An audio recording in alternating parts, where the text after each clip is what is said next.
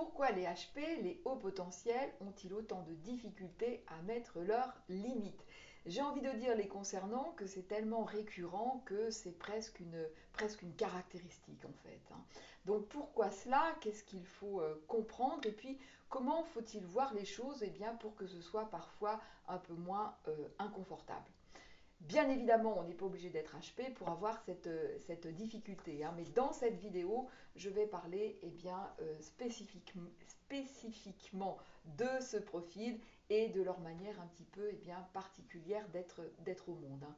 Donc oui, pour eux, c'est difficile de mettre des limites, c'est difficile de dire non, c'est difficile eh bien, d'imposer leurs besoins, parfois même eh bien, de les identifier, hein. Et lorsqu'on leur dit, bah oui, mais il faut que tu apprennes à faire ça, bon, bah c'est pas quelque chose qui fait hyper envie, hein, c'est pas quelque chose de très sexy, hein. Et lorsqu'on entend, oui, mais bon, c'est important, il faut que tu dises, faut apprendre à dire non, et puis sans argumenter, parce que, voilà, si tu sais pas faire ça, bah, c'est parce que t'as peur d'être rejeté, t'as peur d'être jugé, t'as peur t'as peur de faire mal à l'autre, de blesser l'autre, etc., etc. Alors oui, certes, et en même temps, pour moi, eh bien, cette réponse n'est pas pleinement satisfaisante, hein. Et en même temps, c'est vrai que force est de constater que parfois, eh bien, le HP va être extrêmement frustré dans sa relation à l'autre et parfois même très en colère ou très triste parce que dans un second temps, il va se rendre compte eh bien, qu'il s'est fait dépouiller en fait, que l'autre a pris chez lui tout ce qu'il pouvait prendre, en plus de manière très utilitaire, très égotique. Et ça, bien, dans un second temps, le HP peut être vraiment en colère ou blessé aussi, ou triste parce que bah, lui, il pensait nourrir le lien et en réalité, eh bien, l'autre a pris de façon, encore une fois, de façon peu respectueuse et de façon très égotique et utilitaire, hein. Ce que je veux dire par là, c'est que il y a pas, la personne a pris, mais pas dans un élan de contribution. A pris pour sa petite personne et pour son petit ego, hein. C'est surtout ça qui est gênant, hein. Donc, alors pourquoi le HP a pourquoi ça n'est pas facile pour lui de mettre ses limites, de voir les choses comme ça? Mais parce que c'est pas du tout naturel chez lui. Chez lui, naturellement, son premier besoin, sa première envie, son premier élan, eh bien, c'est de rencontrer, c'est la connexion à l'autre, c'est ce lien à l'autre. Parce que pour lui, ce lien est extrêmement riche, extrêmement important. Comme je vous le dis très souvent dans mes vidéos, dans sa réalité intérieure, tout est très relié. Donc il n'y a pas vraiment cette idée de moi, de l'autre, hein. Moi je m'arrête là, l'autre voilà, l'autre est là. Il y a ce côté comme ça très duel. Il n'y a pas cela, il y a vraiment quelque chose de l'ordre, oui, qui est relié, et c'est dans ce lien, eh bien, dans ce lien où il y a toute finalement la richesse. Et donc c'est ça son premier besoin. Son premier besoin c'est ça, et puis après, en périphérie, eh bien, on peut aménager, hein, mais c'est secondaire. Et donc dans cette connexion, dans ce lien à l'autre, eh bien, qu'est-ce que va faire le HP? Eh bien, il va chercher très naturellement à harmoniser en réalité la relation, hein. Harmoniser la relation pour pouvoir éventuellement eh bien, co-créer. Alors quand je dis co-créer, c'est pas forcément créer une entreprise, hein, mais c'est dans cette idée de croître, hein, dans cette idée d'élévation, de compréhension, d'élévation, de vibration, hein. Euh, c'est en ce sens-là, hein.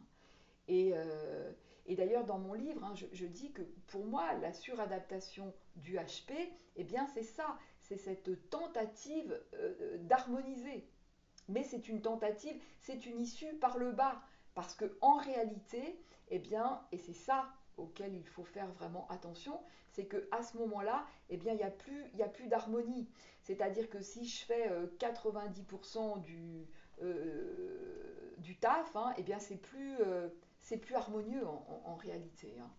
Donc, et c'est vraiment ça que doit comprendre, que doit comprendre le HP. C'est-à-dire que harmoniser, oui, mais je ne dois pas m'oublier. Ou plus exactement, je ne dois pas oublier cette matière. Je ne dois pas la brader.